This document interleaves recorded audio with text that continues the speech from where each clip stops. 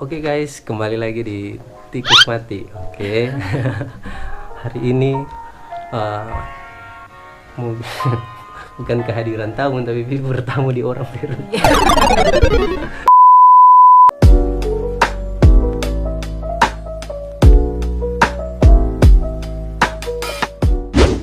Halo semuanya, nama saya Christine Natalia Makremas, biasa dipanggil Christine. Sudah? Coba nama? Sekarang mau status kan? Status jomblo, coba nyari jomblo. Jadi belajar vokal itu sebenarnya sih semua pada dasarnya, apalagi yang suka menyanyi itu harus ya Wajib belajar itu. vokal, wajib. Karena kalau orang belajar vokal di misal orang ikut les vokal itu ada beberapa hal yang orang bakal dapat, termasuk teori, bahkan cara-cara orang misal mau bernyanyi yang betul atau yang benar itu seperti apa. Karena kalau cuman penyanyi-penyanyi ya dia salah, penyanyi-penyanyi rumahan, penyanyi-penyanyi yang biasa di toilet, orang nggak bakal tahu banyak hal tentang bernyanyi kecuali dia belajar dari misal YouTube seperti itu. Setelah sekarang jadi guru vokal, memang baru menyadari bahwa ternyata les vokal itu sangat-sangat dibutuhkan. Nah kalau misal ada yang compare, kalau misalkan orang lihat YouTube dia agak beda karena mungkin di les vokal lebih ada yang memotivasi. That's right. Karena kenapa? Seperti contoh kita pribadi sendiri, kita punya teman-teman ada yang les vokal, kemudian yang kebanyakan sih adik-adik nih, adik-adik. Dan biasanya kalau dari orang tua aja bilang, Kak Christine, dorang kok sebenarnya lebih suka mau latihan kalau sedih tanpa les ya. Kalau di rumah dorang nih mau cuma banyak bermain. Nah, disitulah seperti yang Hendra tadi katakan, nah, memang les vokal itu memotivasi, apalagi kalau anak-anak gitu. Jadi memang kalau menurut kita nanti juga kalau punya anak sih, memang harus kasih les apapun itu. Misal dia mau musik ya kasih les musik, kalau dia kurang lihat vokalnya bagus ya kasih les. Itu les itu memang sangat-sangat membantu seperti itu. Lagi untuk daerah Bitung ya. Daerah Bitung. Daerah Bitung ya, don't forget ini Riddle Som ini yang terbaik ya di Bitung. Teman-teman yang ada di Bitung don't forget ya. Pokoknya is the best. Walaupun yang di Jakarta atau di Nadu Tambun anaknya kirim gitu. Kalau di Bitung punya Riddle Som sih. Promosi. Jadi sebagai guru vokal pengalaman pasti banyak, ada suka duka mungkin. Boleh sharing ke teman-teman. Sebagai guru vokal tentu saja banyak sekali pengalaman ya, karena yang pertama kita sendiri tidak punya pengalaman untuk jadi seorang guru mengajar gitu ya. Begitu dulu itu latihan bagaimana sendiri? Atau cuma lihat penyanyi? Kebetulan dari sejak kecil memang suka menyanyi, tapi kemampuan sangat minim. Kalau keluarga sih mungkin mama yang hobi menyanyi. Terus dulu waktu masih kecil sukanya sih cuma menyanyi di kamar mandi, di jendela. Itu siapa yang pertama kali? Yang pertama kali justru bilang kalau tapi suara boleh gitu. Justru ada tetangga, kebetulan tetangga itu baru pindah dari daerah, masih di Bitung, cuma dorang pindah. Terus karena cuma baku sebelah rumah, jadi pas kita menyanyi dia bilang, Dek, bagus kamu bersuara. Nah finally dari salah satu gereja yang kita punya gereja dulu mengadakan acara karaoke untuk anak-anak. Nah karena diutus dari Kolong, maka memberanikan diri dan dilatih oleh tetangga pada waktu itu. Nah ini jadi satu. Karena itu pasti kalau sudah juara satu pasti ikut lomba paling ya. Dari itu ikut lomba terus. Ikut lomba mewakili sekolah waktu itu. Sampai tingkat di mana? Sampai tingkat. Kalau SMA dari SMP SMA itu sampai tingkat provinsi.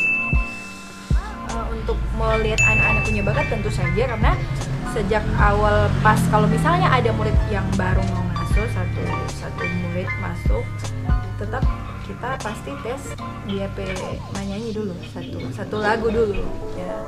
satu lagu dulu. Nah di situ kita akan nilai oh anak ini kemampuannya seperti apa. Nanti setelah itu baru latih solisasi, mau lihat DP range vokal sampai seperti apa. Nah di situ seiring waktu berjalan akan terlihat. Dan puji Tuhan sih pernah ada satu murid yang dia bisa sampai ke tingkat nasional, bawa nama saudara untuk lomba. Dan itu satu pencapaian yang luar biasa karena kita juga pernah bilang tadi ya, kita sebagai guru vokal hanya memfasilitasi dia. Yang bakal bikin dia jadi jago atau yang bakal bikin dia jadi sukses atau bisa mau DP istilah meraih satu kesuksesan dari DP diri sendiri. Kan kayak dari tadi kita dengar anak-anak, apakah memang itu cuma untuk anak-anak atau sebenarnya ada sih beberapa yang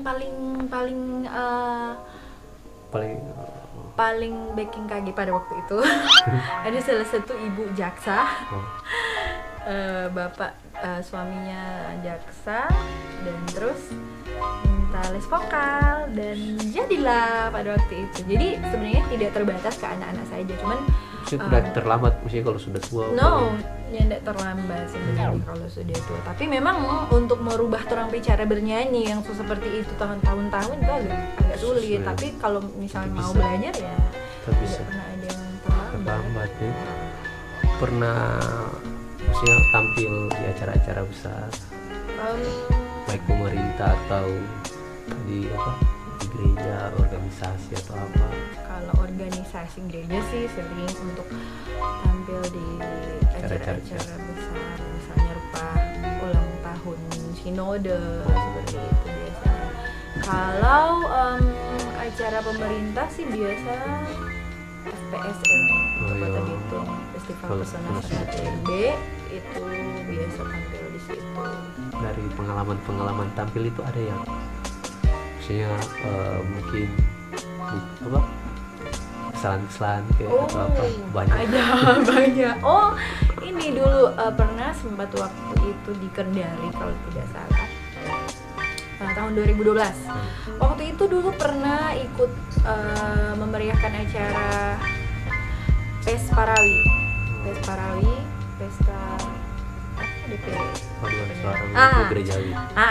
Itu waktu itu terus karena waktu musim kuliah dulu ada kegiatan core di kampus, jadi salah satu dosen panggil untuk tergabung di core ini. Nah di situ suara mulai jadi berubah karena teknik nyanyi core dengan nyanyi solo itu beda, dan kalau orangnya tidak bisa untuk mau atur itu bakal bikin rusak juga enggak ya. Cuman kayak karena pada waktu itu jarang ikut core dari masih SD, SMP, SMA, jadi memang kaget pada waktu itu zaman kuliah. Akhirnya suara berubah, mau ke nada tinggi susah, ke nada rendah susah. Nah pada waktu itu pas nyanyi di sana di Kendari ya memang agak kesusahan dan hampir falas. Beberapa kali menyanyi duet di salah satu gereja dengan teman. Tiba-tiba karena pakai mic wireless, siaran radio langsung tabrak. Jadilah kami bernyanyi. Karena pengalaman itu sudah merupakan guru yang terbaik untuk ajar orang. Bagaimana orang harus bersikap itu pengalaman ya. Ketika keadaan yang tidak diinginkan tiba-tiba terjadi di saat orang bernyanyi, nah itu pengalaman. Atau tiba-tiba orang lupa lirik, pernah kali itu banyak pasti. Itu memang paling banyak biasanya. Dan di situ mau dapat lihat orang profesional ya. Seru itu. Mungkin yang kita dapat dari tadi itu pertama les vokal itu bukan hanya untuk dapat ilmu juga, tapi ada motivasi dia saling untuk membangun. Terus les vokal itu tidak batas umur ya, tidak jadi terbatas. Biar sudah tua boleh les vokal. Seperti satu slogan kan, long life education. Pendidikan seumur hidup lah. Jadi kalau orang mau belajar ya sudah, it's fine. Nanti orang mati baru orang berhenti belajar kan. Prinsip hidup. Jadi kalau Anda belum mati, latihan vokal. Ya. Jadi sesi jawab jujur, mungkin nanti ada 3 pertanyaan. Nanti Christine mesti jawab. Oke. kalau tidak jujur nanti urusan dengan Tuhan. Jawab jujur yang pertama. Ini kan penyanyi favorit, pilih satu.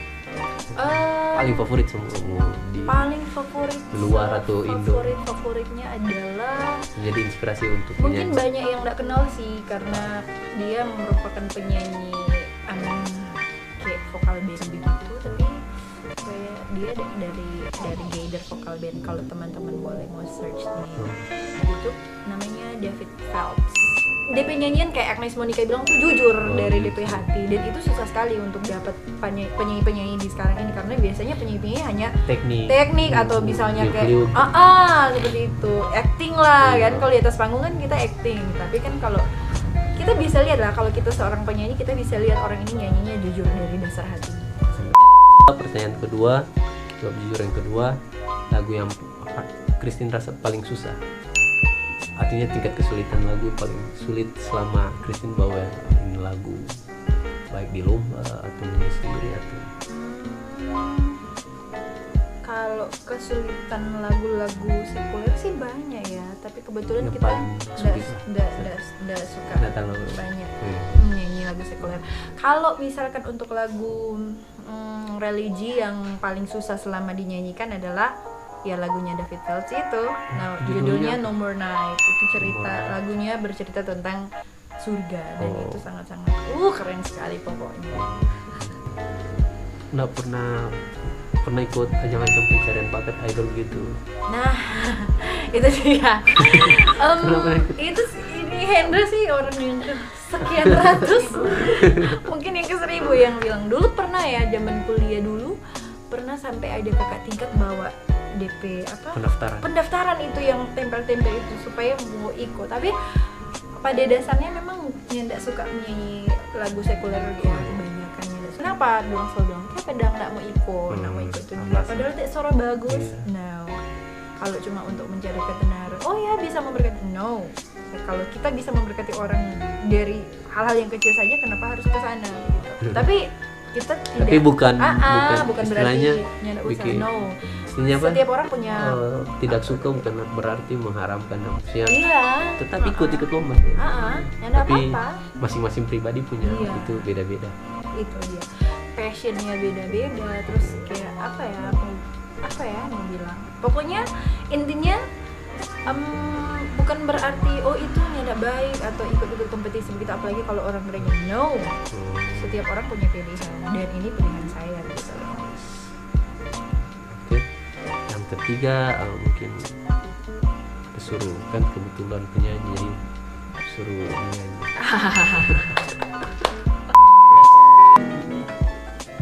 Judul Kulihat Ibu Pertiwi. Oke, wait, kita cari di liriknya. Sorry guys, udah hafal daripada salah menyanyi.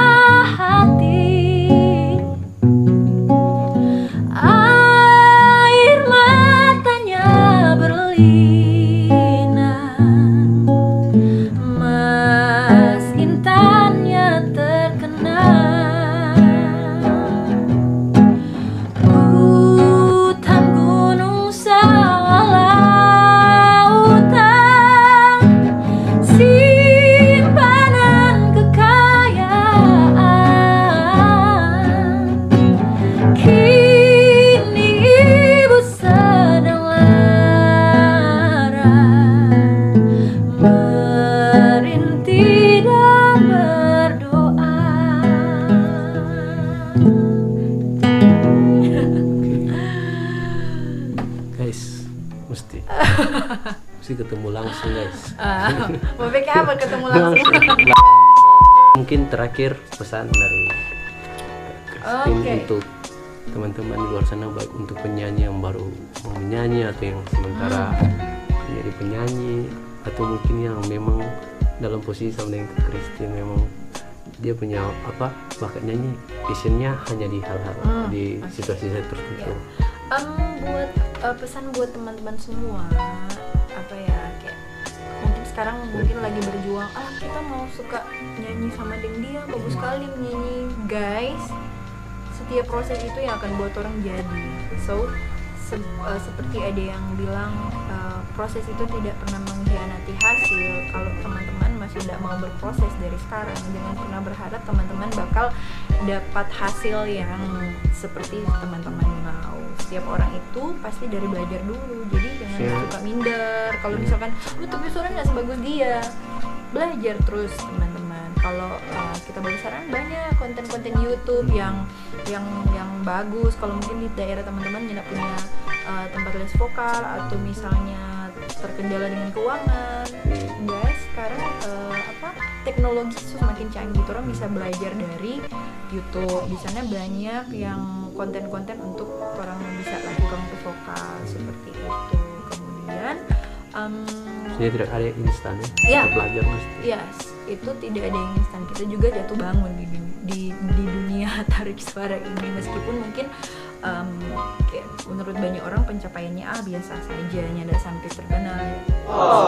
Oke, kita tidak jadi masalah mau terkenal atau tidak, no. Tapi kita tahu kita berproses dengan yang kita punya sekarang. Intinya sih kalau dari kita ya orang kan adalah orang-orang yang percaya sama Tuhan, dan kita tahu semua talenta yang Tuhan kasih ke orang itu harus dikembangkan. Nah, teman-teman kalau merasa bisa bernyanyi, why not kan, dikembangkan. Kemudian yang paling penting sih, yang paling kita pegang dari dulu adalah di dunia ini banyak sekali penyanyi yang lebih baik cara bernyanyinya dari orang itu banyak di luar sana, banyak kalau orang keluar. Tapi satu hal adalah kalau orang bisa rendah hati, itu yang baru betul-betul luar biasa. Jangan pernah compare orang diri dengan orang lain. Aduh, kita bisa lebih bagus dari dia, atau kita lebih jahat dari dia. No, jadilah diri sendiri dengan kerendahan hati. Itu yang bakal buat orang jadi baik. Mungkin itu saja. Selamat malam. Selamat malam. That's all, guys. Bye bye. Sampai jumpa. See you next, guys. See you.